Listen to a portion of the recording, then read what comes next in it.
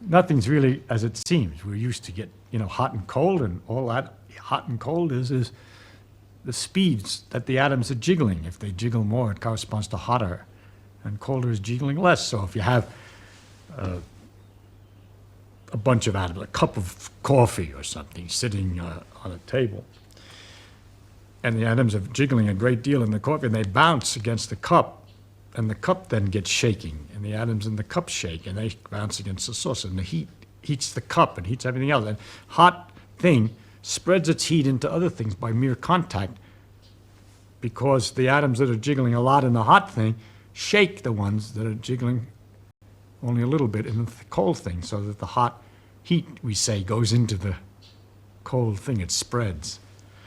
But what's spreading is just jiggling and irregular motions, which is easy to kind of understand. It brings up another thing that's kind of curious. That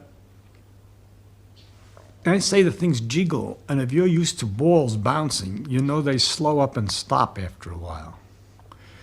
But we have to imagine with the atoms a perfect elasticity. They never lose any energy. Every time they bounce, they keep on bouncing all the time. They don't lose anything. They're perpetually moving. And that the things that happen when we say something loses energy, if a ball comes down and bounces, it shakes irregularly some of the atoms in the floor. And then when it comes up again, it leaves some of those atoms moving, the jiggling. So as it bounces, it's passing its extra energies, its extra motions, to little patches on the floor each time it bounces, and loses a little each time until it settles down, we say, as if all the motion has stopped. But what's left is the floor is shaking more than it was before, and the atoms in the ball are shaking more than they were before. That the organized motion of all these atoms moving the same way, falling down, and the quiet floor is now transformed into a ball sitting on the ground. But all that motion is still there in a form, or the energy of motion, in the form of the jiggling of the floor, which is a little bit warmer. Unbelievable. But anybody who's hammered a great deal on something knows that it's true, that if you pound something and hit it a lot, you can feel the temperature difference. It heats up. It heats up simply because you're jiggling it. This picture of atoms is a beautiful one that you can keep looking at all kinds of things this way. You see a little drop of water, a tiny drop, and the atoms attract each other. They like to be next to each other. They want as many partners as they can get. Now, the guys that are at the surface have only partners on one side here, in the air on the other side, so they're trying to get in. And you can imagine this team of people, these teeming people, all moving very fast, all trying to get to have as many partners as possible. And the guys at the edge are very unhappy and nervous, and they keep pounding in, trying to get in, and that makes it a tight ball instead of a flat. And that's what, surface tension, the way when you realize, when you see how sometimes a water drop sits like this on a table, then you start to imagine why it sits like that, because everybody's trying to get into the water. And at the same time, while all this is happening, there are these atoms that are leaving the surface, and the water drop is slowly disappearing. I find myself trying to imagine all kinds of things all the time, and I get a kick out of it, just like a runner gets a kick out of sweating. I get a kick out of thinking about these things.